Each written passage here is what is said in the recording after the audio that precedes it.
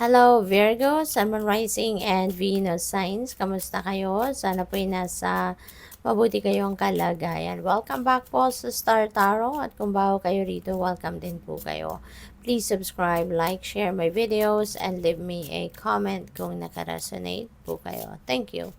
So, Virgo, first message ninyo, magnificence. You are amazing, you are magnificent and unique. But most importantly, you are enough. Ito yung lagi po ninyong tatandaan. Okay? Kaya, para hindi kayo mag-play small, hindi ninyo ma-underestimate yung sarili ninyo. Always remember that you are amazing, magnificent, unique, and you are enough. Okay? Huwag ninyong maliitin ang inyong sarili. Okay? Kasi you also have what it takes to succeed. Alright? Alalahanin ninyo lagi na you are equipped with talents, skills, and gifts na magagamit ninyo to carry out your dreams, your goals, yung mga heart's desires ninyo, kayang-kaya ninyo yan. Alright? Um, Wag ninyong isipin na, ay, hindi ko kaya to, hindi ko kayang abutin yan kasi ganito lang ako. Wag po. Kasi lahat tayo, we are all equipped, no, with what we need para tayo ay magtagumpay. Kaya kayang-kaya ninyong mapagtagumpayan ano man ang mga bagay na gusto ninyong pagtagumpayan. Okay? So we have surrender your need to control the outcome. Just be with life in this present moment. Okay? So it's better also to surrender. Okay? Kung ano man ang gusto natin mangyari, ano man yung ine-expect natin, wag na nating ipilit yan. Kasi, 'di ba, kahit anong gawin natin, kung hindi ukol, hindi bubukol. 'Di ba? Kaya nga, mas mahalaga na nagsusurrender na lang tayo ng lahat-lahat sa divine universe. At matuto na lang tayong makinig at sumunod, kumbaga, sa kanyang gabay, sa agos ng buhay. 'Di ba? Mas mapapansin ninyo na kapag tayo nagsusurrender, sinusurrender na lang natin, inaalay na lang natin ang lahat-lahat sa Panginoon, hindi ba? Mas mapapansin ninyo na mas magaan ang journey ninyo, 'di ba? Mas magaan ang journey ninyo, mas magaan yung pakiramdam, at less stress, yung ganon, no? Kaya doon na lang tayo sa ganong sitwasyon, rather than ipagpilitan natin kung ano yung gusto natin, rather than ipagsiksikan natin kung ano yung gusto natin. Okay?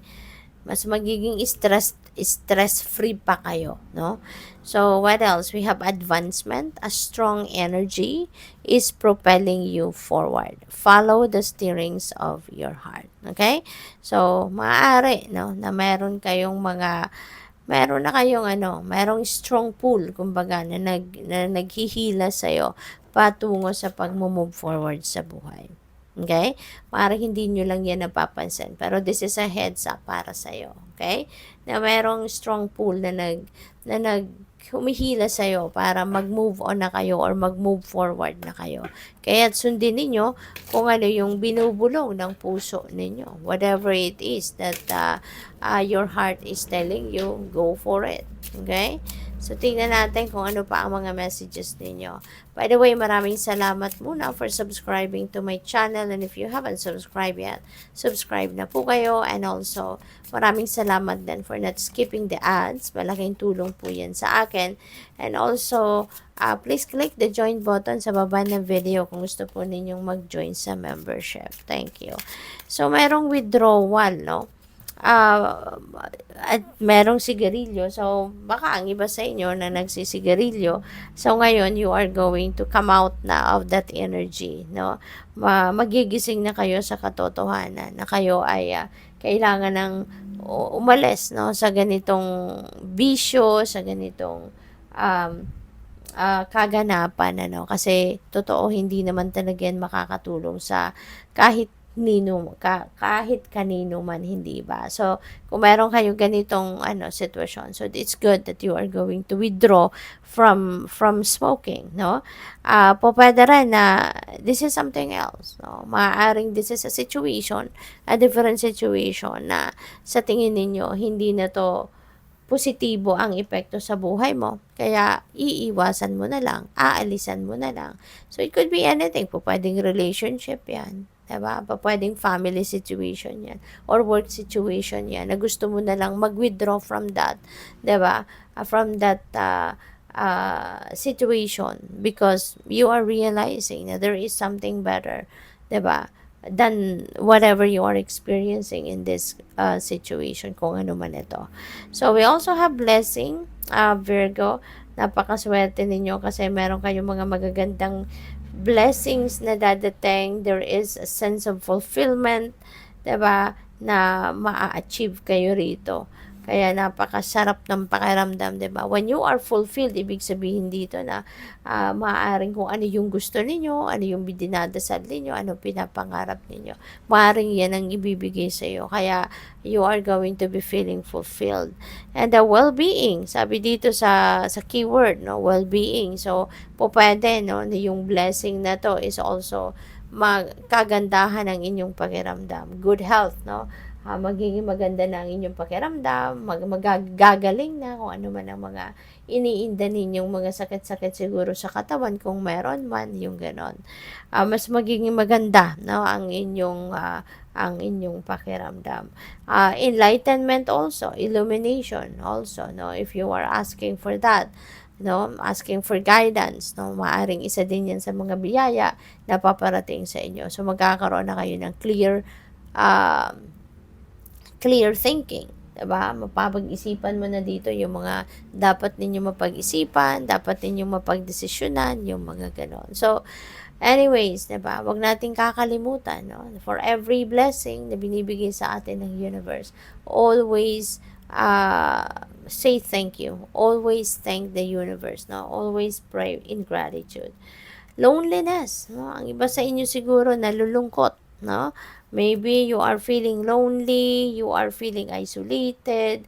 Pwedeng ang iba sa inyo siguro nagpa-check up or magpapa-check up pa lang, something like that. Or baka talagang pinili ninyong magpahinga muna, pinili ninyong mag-ano ka muna, tawag dito, pinili mong mag-step back muna, no, sa kung ano man ang inyong mga worldly things na pinagkakaabalahan because you just want to be alone.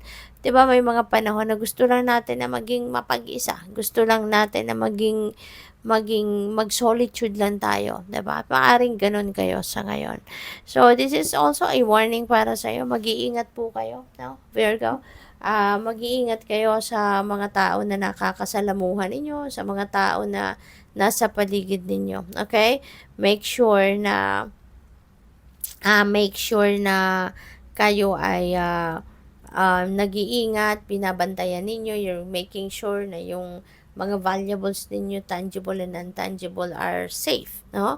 Mga importante sa inyo, whether that is plano, mga ideas, strategies, or yung mga kayamanan ninyo, kaperahan ninyo. So, make sure na they are always in good, in safe place. Okay?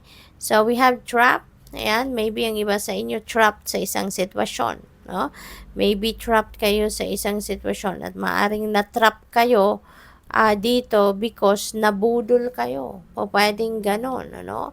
Pwedeng na-trap kayo sa isang sitwasyon because pinagsinungalingan kayo at akala ninyo totoo, akala ninyo mapagkakatiwalaan ito, nagtiwala kayo. So, yun. Siguro na na kayo, na kumbaga na biktima kayo ng someone dito, no, ng panloloko. So, kaya mag-iingat kayo, no, kung wala pa kayong ganong sitwasyon, mag-iingat kayo. Alright? Be vigilant. Kasi ang dami ng mambubudol sa paligid natin, di ba? Good luck. Thank you for watching. Love and light. Namaste.